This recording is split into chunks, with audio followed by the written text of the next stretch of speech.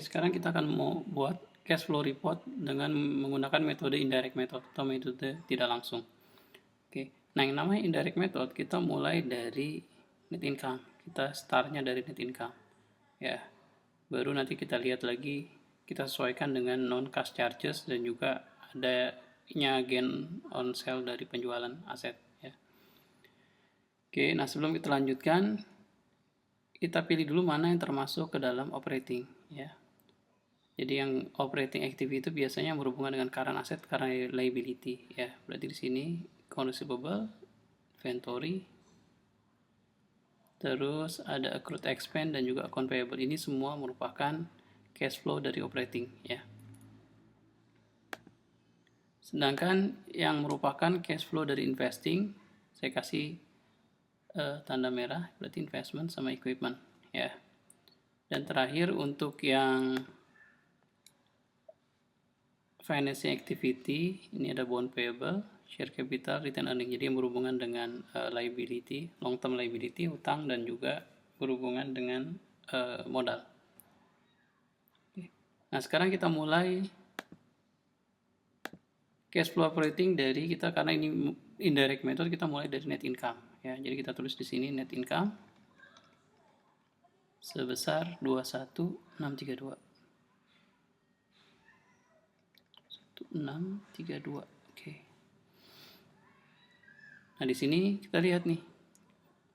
Jadi yang pertama kita lakukan adalah kita lakukan penyesuaian non cash charges, ya. COGS operating. Nah, ini depresiasi expense, ya. Ingat depresiasi itu tidak mengeluarkan kas, ya, berarti harus ditambahkan ulang, ya. Add depresiasi expense sebesar 5.000, ya. 5.000. Oke.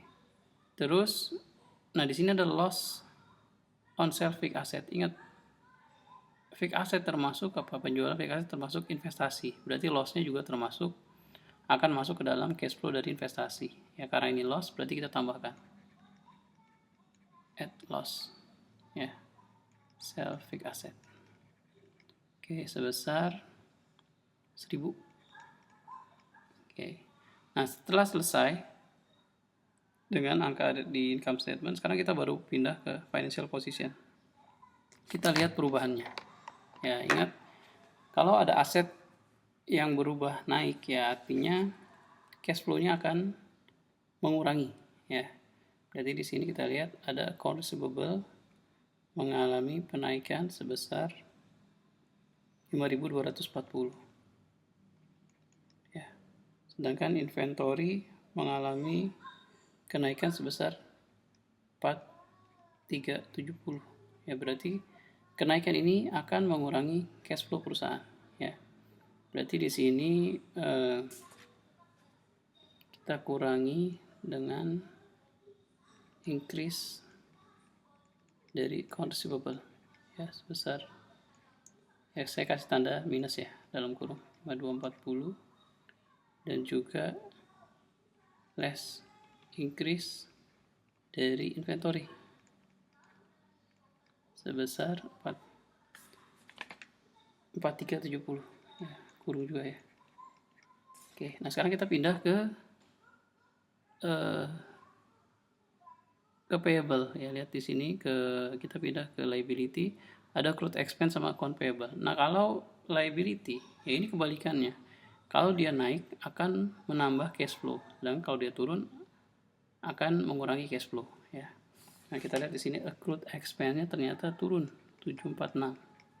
Ya, sedangkan account payable-nya naik 1664. Ya, berarti accrued expense-nya itu akan mengurangi cash flow. Ya. Less accrued expense sebesar 746. Ya, sedangkan add decrease, add increase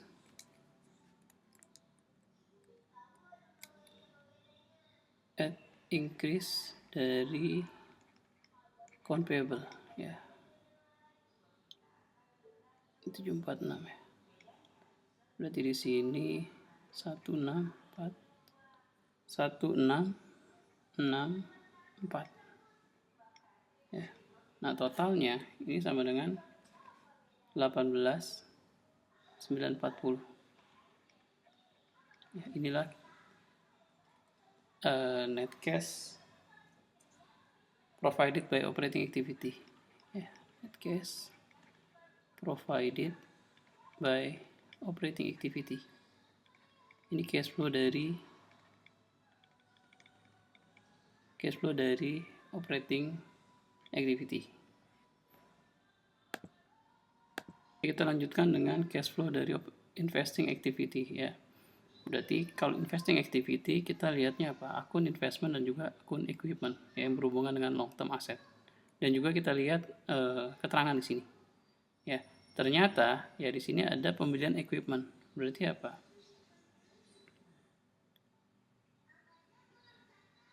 Berarti di sini ada cash yang keluar untuk purchase dari equipment ya. Sebesar berapa? 29.800. Karena pembelian berarti akan mengurangi cash. Ya. Terus apa lagi? Di sini investmentnya ternyata dijual ya. Jadi investmentnya ini dari 21.400 turun jadi 15.900. Berarti ada penurunan sebesar 5.500 ya. Berarti di sini ada sell investment ya. Dijual at cost berarti tidak ada keuntungan atau kerugian. Ya, berarti dari penjual investment ini perusahaan dapat uang sebesar 5.500 ya. Nah, terus ada apa lagi? Ternyata ada penjualan equipment. Sell, jadi selain beli ada juga jual equipment ya. Angkanya sebesar 2.000 ya. Oke. Nah, penjualan equipment ini ya.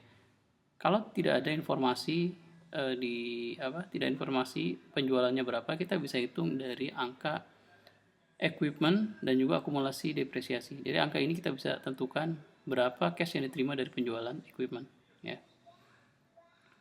Berarti di sini sell equipmentnya atau cash flow dari dari investing activity sebesar 22.300 ya. Jadi di sini namanya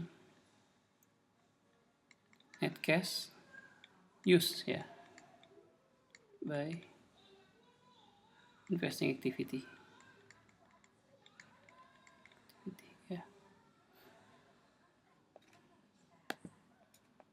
Oke, selanjutnya kita lanjutkan dengan cash flow dari financing activity. Oke, berarti kita lihat yang namanya long term liability, utang dan juga modal ya. Nah, bond payable-nya ternyata mengalami kenaikan. Berarti apa? Kita ada issuance, ada penerbitan obligasi.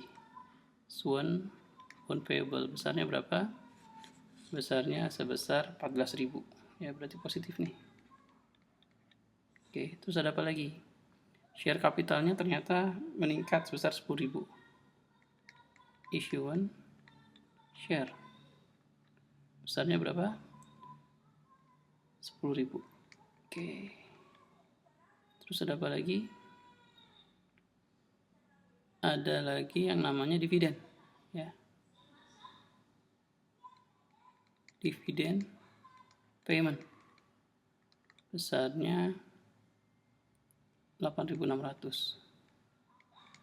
Oke, nah dividen ini kalau tidak dikasih tahu ya jumlahnya, kita bisa hitung dari angka return earning awal, return earning akhir, dan juga net income ya. Nanti bisa ketemu. Jadi dividen sama dengan return earning awal ya ditambah net income dikurangi dividen sama dengan return earning akhir. Jadi kita bisa hitung nilai dividennya berapa ya. Nah, di sini karena pembayaran berarti minus ya, berarti cash dari financing activity-nya sebesar 15.400 positif ya. Berarti net cash provided by financing ya.